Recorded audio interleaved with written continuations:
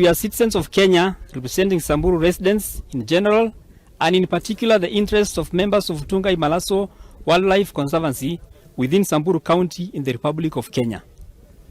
Number 2, that we are hereby lodge this petition with the Inspector General of Police requesting the said office to take immediate action to avert senseless loss of human lives, loss of property and wildlife habitat within Ltungai Malaso Wildlife Conservancy.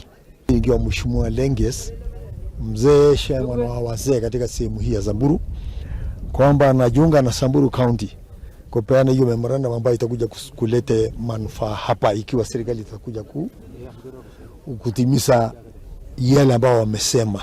Watu hao wameumia sana, hasa manyata zimezonga mbali, ng'ombe hao hakuna ng'ombe iko sehemu hii, sababu naona nyasi ni zaidi.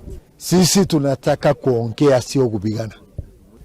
So ninaomba kwa unyenyekevu kupitia community conservancy, na pia ninaomba kwa sababu huko iko na wanyama, tumejenga mabuilding pale na bado hiyo mabuilding imeharibika kwa sababu ya security. So ninaomba kwamba serikali waingilia kati kwa sababu huko iko mali mingi ambayo imewekwa pale.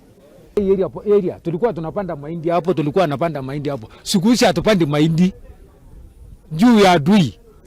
Na hii adui si tunatoka mbali, ndio ng'ombe hao ndio ukiangalia hapo chini, ndio ng'ombe yako kwa ile mlima naitwa Pokot.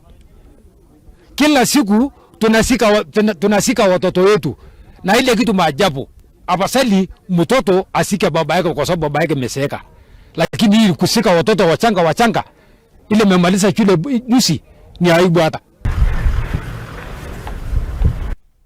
Haya, kogene kuone ate shukuru ne kuma kaunti ni West